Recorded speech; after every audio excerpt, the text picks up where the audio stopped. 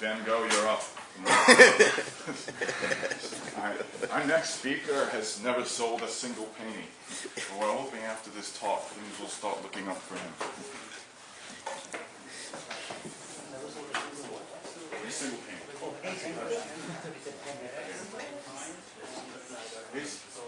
When he's in Barbados, he wears a hat. It's just like, that's what we call it.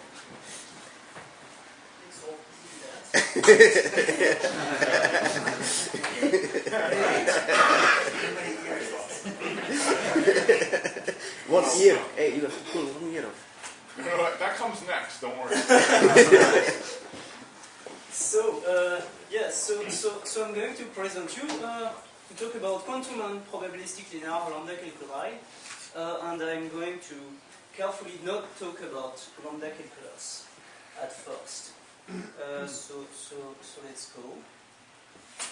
So in first order computation, we are interested in, we have a set of objects, bit, qubit, strip, whatever, and we have a map, and then we take this set of stuff, we apply quantum operation on it, and we get other stuff. But everything is first order in the sense that everything is basic types. So you have bits, qubit, strip, but that's basic.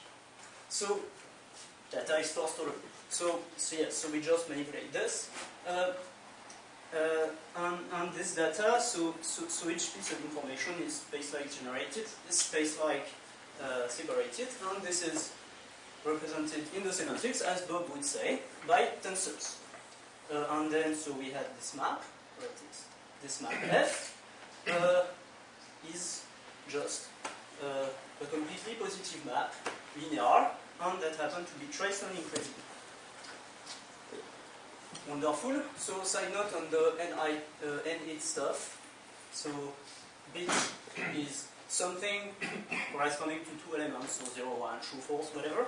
By treat I mean the same thing but with three elements, so A, B, C, 0, 1, 2, or 1, 2, 3, whatever. N8 is the same with n elements. And one important type is one it that is the same stuff but with only one element. So virtually it carries no information, and I denote this only element of this type by star. So what about high order? Because this is about high order. So somehow in first order, the function is outside of the formalism. You have your bits and your qubits that are encoded in some way, and the function is outside. So you apply the function and then the information change, but the function is not the information. So in high order, the function is part of the information. So you can have in this round box here, I can have a function, and here I can also have functions. And then I have a function that takes a bunch of stuff that can include function and output functions. Alright, so let's take an example, and let's interpret the Bell experiment as in a higher order setting. So, what is the Bell experiment? Well, you construct some sort of an entangled state of two qubits. I call the first one A and the second one B. So I give the first one to Alice and the second one to Bob. And both of them have access to a set of basis of measurements. So that I call A, B, C. So they are here, but it's just the basis of the Bell experiment, and they can independently choose one of these bases and measure their own qubits.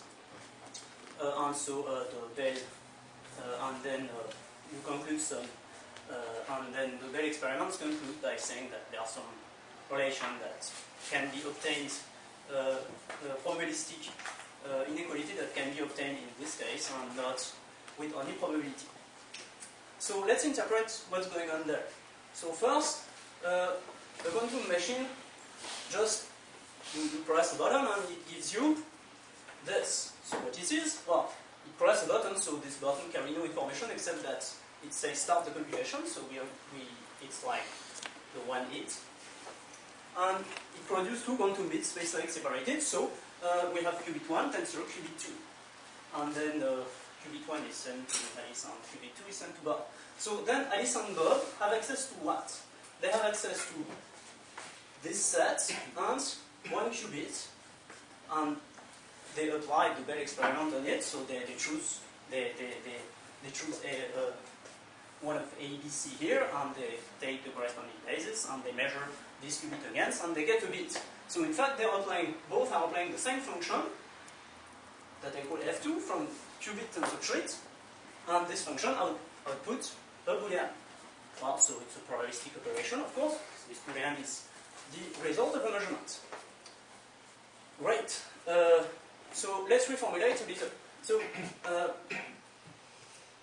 F2 is in this form, and so it's a function from U tensor V to W.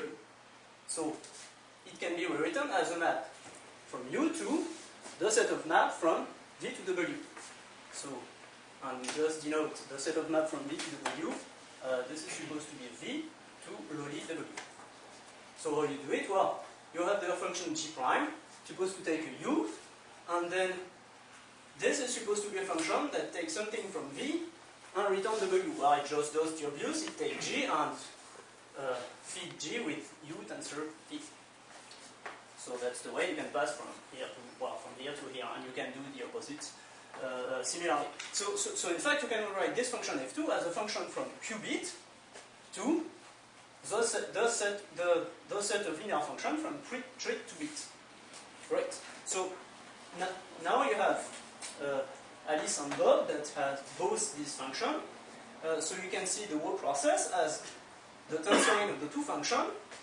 So that's a function that take a bit, tensor a bit, do something on it, and return a pair of two functions from treat to bit. Both are from treat to bit.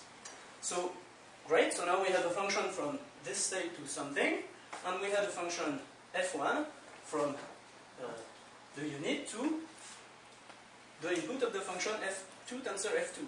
So we can, if we compose f1 and f2 tensor f2, we get a map from the unit to we get a process that will give you a pair of two functions from treat to bit. So this, we can say that the Bell experiment is in fact a function of that type. So it's high order in the sense that you do get a pair of two functions at the end. So note that this type is completely probabilistic. It's completely probabilistic. There's no quantum data in it, just treat and bits, which are usual elements. So in fact, I claim that we can reformulate the Bell inequality as there does not exist a purely probabilistic program of that type that compute this function. So that's morally what the Bell inequality says. So thus it is interesting to interpret, to analyze linear probabilistic high order computation. So that's what I do. So first, linearity. So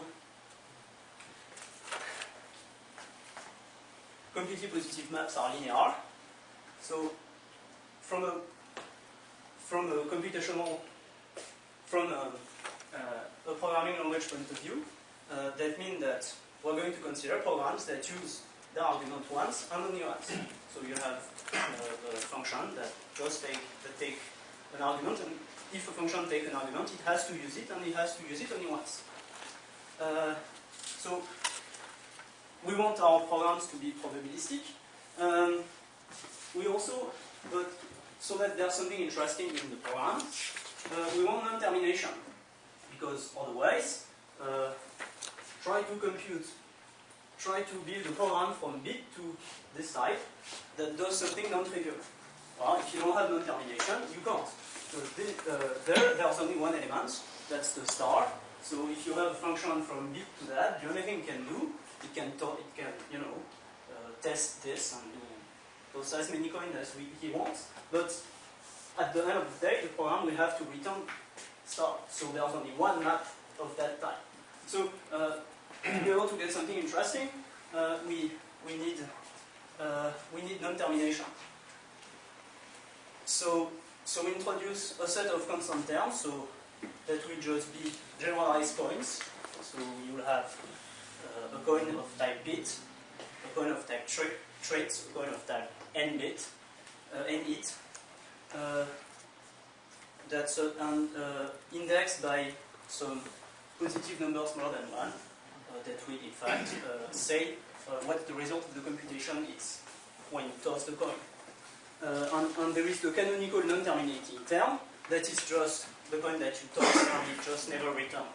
So you toss it and then you wait forever.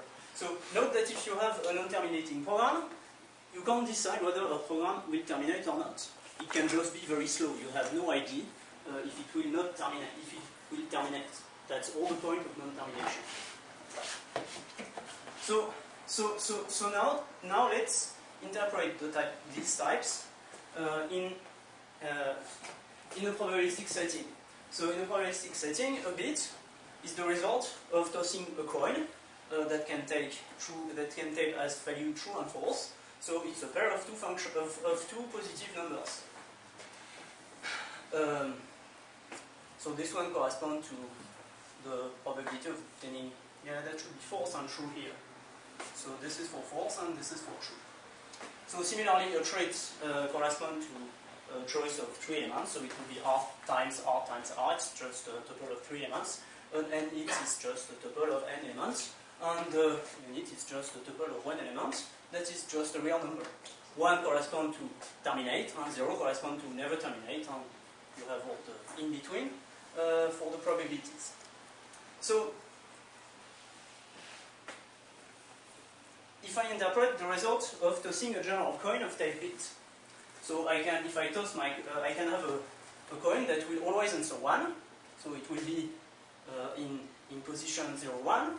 I can have a coin that will always answer 0, so that is in position 1, 0 on the R square plan, and I can have and I can also have a coin that never returns anything, so this is at the origin of the plan. And I can have everything in between, of course. The space, the vector space, the space corresponding to bit is this huge cone, and it's truncated by this line. So what about the cone for traits? Well, it's similar, except that this time you have 3 elements, so it's in 3D, but it's similar. You can, if trait is represented by A, B, and C, well, you can have the trait that the coin that always return A, B, or C, or anything in between, and then you get this nice 3D structure. So we are interested by high order. So we can do the same sort of analysis for high order terms. So the first interesting high order term is an element of bit, is a function from bit lowly unit. So what is a function from this? Well, it's a box that inputs a boolean, do something, and give light and light above and return you, well, just star or not, depending if it terminates or not. So it's just a box that will either that will just terminate or not. So it will either process forever or say I'm done. So as spaces, well, this is supposed to be a program that uses argument once. It's supposed to be a linear function. So a program of this type, a function of this type is completely determined by what you can do if you the result of the program if you input 0, or the result of the program if you input 1.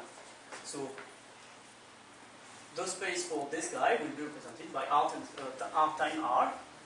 The first element of the pair is the result of plugging 0 or false, and the second element is the result of plugging 1. So since everything is linear, you can in fact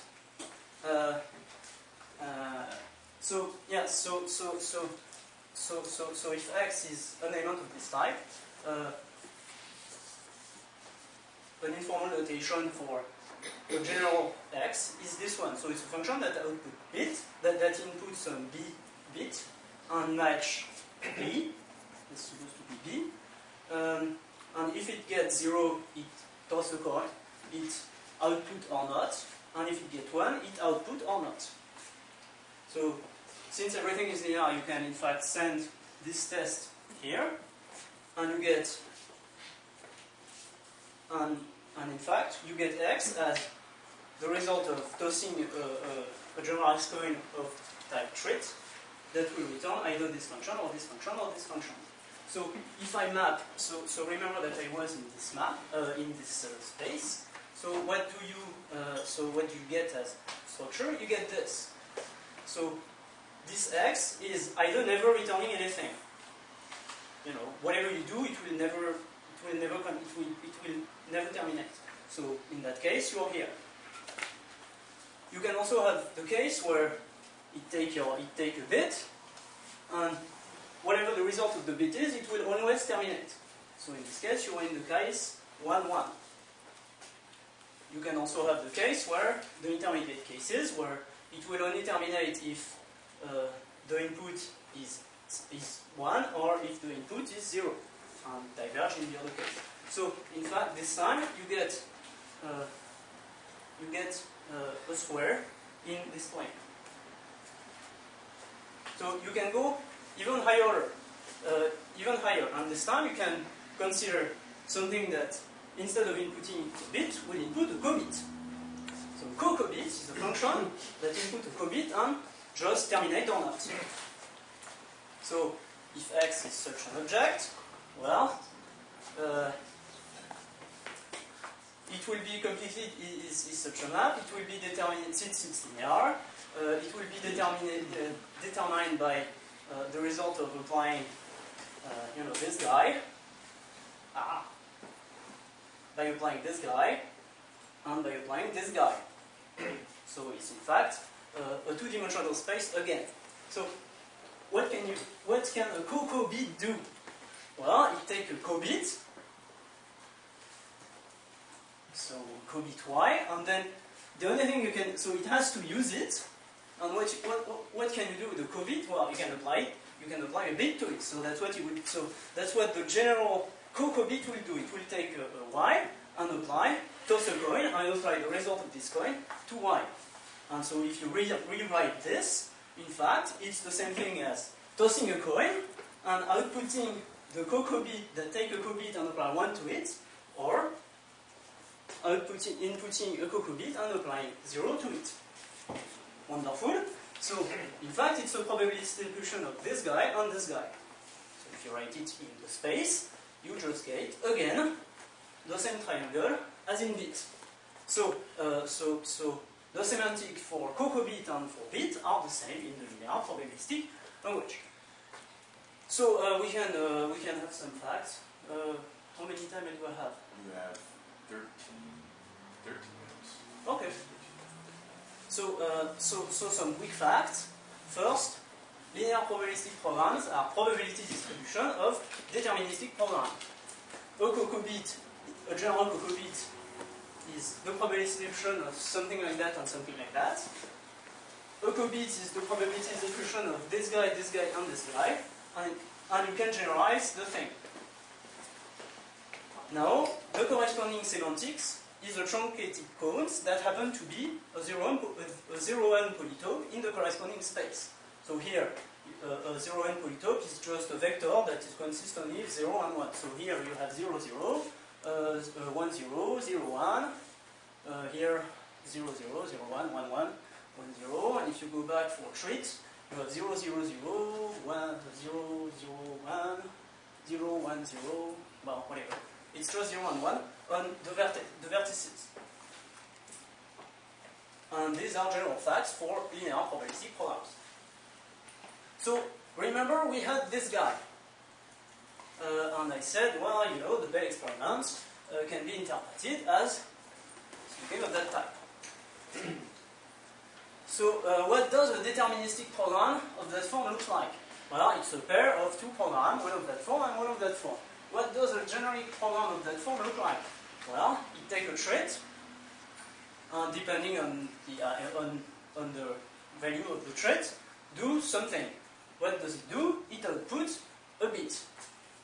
Well, it's not exactly a deterministic program because you allow non-termination. But you can't really toss coins. So if you can't toss coins, the only value of type bit you can get are either true or false, or you just don't terminate. So if I summarize, I have a function that take as input a T1 that is supposed to be a trait, do a test and output something. And the other pair of the other element of the pairing is the same thing. Well, another function of the same form. And so these x's span 0, 1, and non-terminating. So how many programs of that type there are?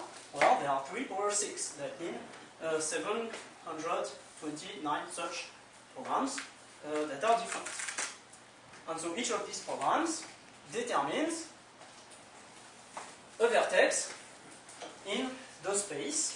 So what is the space? Well, this has time dimension 3, dimension 2, dimension 3, dimension 2. So the size of the space, the dimension of the space is 36. So we have a polytope of that number of vertices in a space of dimension 36. So note that this polytope is relatively small, knowing that there are 2 power 36 possible 0, 1 vectors. So in fact, it's effectively not very large. Should it be the square of 229 because you have there are 2 programs? Is it? I think they Yes, you're probably right. Yes, that's a little big. The 729 deterministic programs so we should be bit. Whatever, doesn't. Okay, well, I guess it was still a small. It's even smaller now. It's still a small number. Yeah, that's probably a little big. So I have an exercise for you. If you actually compute the vector of 36 entries that correspond to the Bell experiment, you get this. So you can check that this does not lie into the corresponding polytope. Okay, so we can now look for a semantics for this linear probabilistic higher order computation. Because the idea being, if we have such a semantics, we can have a way of deciding for a given type whether or not a vector is in the polytope, so is representable by a probabilistic program or not. So if you are, so if you want to, so if you have a quantum program that happen to have a probabilistic type, you can then have a decision procedure to decide whether or not this quantum program can be represented or not by a probabilistic program. So that's the goal, I guess. So if I have a program of type A, I will write the denotation of A, the corresponding semantic of A that way. So for example, for the type bit, the denotation of bit would be something related to R2. So a first idea would be to say, well, in fact that's easy. We just saw that bit corresponds to a nice triangle, tree corresponds to this nice pyramid, and so on. So in fact, maybe a good semantics for programs would be completely positive maps that send cone, well, these truncated codes to truncated codes. So for example, the set of possible programs from Coco bit to bit would be the set of completely positive maps that send the triangle corresponding to this guy to the triangle corresponding to this guy. Of course, well, not of course, but it happened to not work because the triangle corresponding to this guy is the same as the triangle corresponding to this guy. So the obvious function, which is the identity from R2 to R2, in that case would be a denotation. It turned out not to be. So this guy has dimension 4 because this is of dimension 2 and this is of dimension 2. Well, yes, so what does a program of that type look like? Well, it's a program that takes a cocoa bit and that return a bit.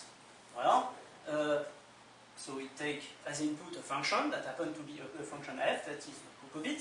So it's a function that takes a cocoa bit and output and just say, okay, I'm done or not. And the program is forced to use this function. So if it's forced to use this function, the only thing it can do is find a cocoa bit and apply it to the function. But then what does it get? It just gets, either it just waits for the answer, and eventually, if it gets an answer, this answer is completely meaningless. So you can just forget the answer, and then you're still forced to output a bit. So the only thing you can do is toss a coin. So that's what the function would do. So a program of that type is in fact a pair of a co bit and a bit. Great.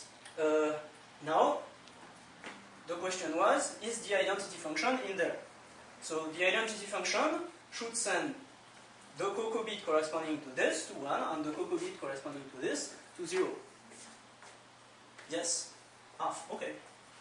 So, well, it turned out that since this thing is a constant for this, you cannot output, the only way you can output 1 and 0 is by having here an actual coin, but then if you have an actual coin, the best you can do is half of the identity. So this is not a good semantic. So the truncated coin of the corresponding type does characterize the set of linear probabilistic programs. However, this structure is not compositional. Does that make sense? Yes. Namely, although the cone of this guy effectively match the program corresponding to this type and the same thing here, we cannot have the map from the cone here to the cone here does not characterize the program of that type.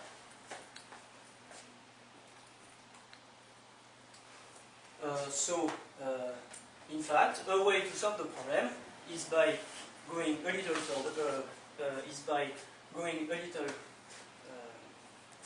further and defining linear logical relation. So I did this in the case without product, because it's already complicated enough. So, in fact, the truncated cone of the space describes a norm and vice versa. As we just saw, norms are not sufficient. The solution is to use multinorms. So, a norm is a function from a space to the set of positive number. A multinorm is a function from a tuple of elements of this set to positive numbers. So formally, well, you just define a norm that happens to be on a tuple of elements of A to this, and they should satisfy some property. So yes. So we choose a small monomial category C, where the tensor is just the product. So this guy corresponds to a number, namely the number of elements. And then, if I define the norm as this, that's effectively a tuple with the number of elements being the number of elements in W. So there has to be some requirements on these norms, and the result is that it's effectively working. Namely, if I have an x that happen to be the denotation of a program of type A, if and only if for all of these norms, the norm of x is more than 1. So, of course, it's a critical semantic, so in fact, it's all a big cheat. It's all a big cheat, namely, you can find out, you can construct a category C in which the definition of the norm is precisely the one you want. So that's not very. So that does not help a lot. However, it still gives a nice full and complete semantics in this very restricted setting.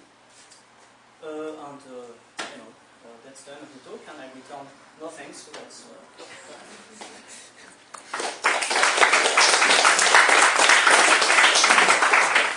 there any questions? No questions for Van Gogh, huh? Come on, you can think of one. Let's... Benoit. Yeah, sure. Maybe not such a big cheat. I mean, every completeness result for semantics always uses some sort of syntactic model or whatever, where you actually, put in the free structure into the completeness result. So more or less it's similar here. Yeah. Yes. Yes, I guess in the Sophie-Tyrrell model we just define, we just embed the syntactic structure. But basically, to find a complete instance of a semantics, you already need to know one. Maybe the syntactic one. So this is always like that. Yeah, totally. Completeness result. This is why you're not selling paintings. Sorry? This is why you're not selling paintings. Yes, I guess so. Are there any other questions? Yeah, Bob. Yeah, so you've got these title polytopes are not compositional. Yes. So this also relates a bit to talks we had today. There was Alex with his talk. I don't know whether Alex is here somewhere. Alex with his talk on convex structures and then the categorical compositional things. And these things just don't fit. They don't really fit together in some way. Sorry. On the other hand, in both contexts, you can, for example, prove a general no clothing and no broadcasting theorem. So there are things which unify them, but I don't know. Yes, in fact, in fact, the problem is that it does not give the whole structure. It gives part of the structure of the theory, but not all the structure. So that when you're considering either the tensor or the function, it's like if you were missing some piece of information about the global structure of the data.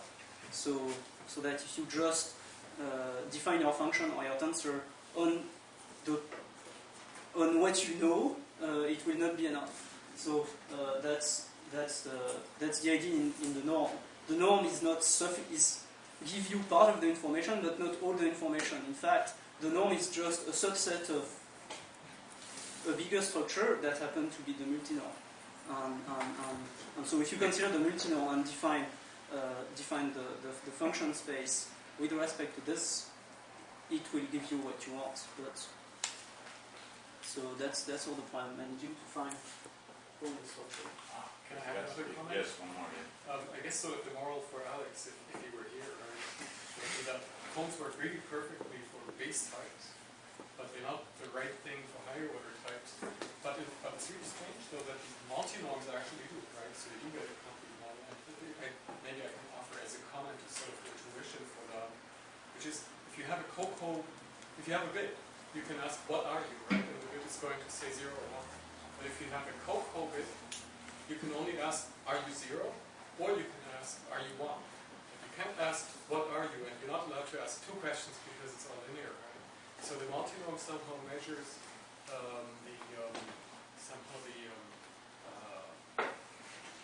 the total information content in several questions that you could try to ask in parallel, right? Something like that. It's strange, but there's definitely some information theory. Just a silly comment. It's of course funny, the co-bit, but unfortunately it has been used already for something else.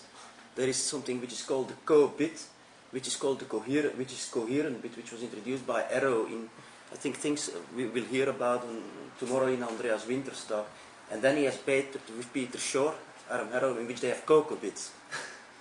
So it's a different thing. It's a funny name, of course. It's a different kind of cocoa. It's a different kind of cocoa. Okay, let's thank our speaker.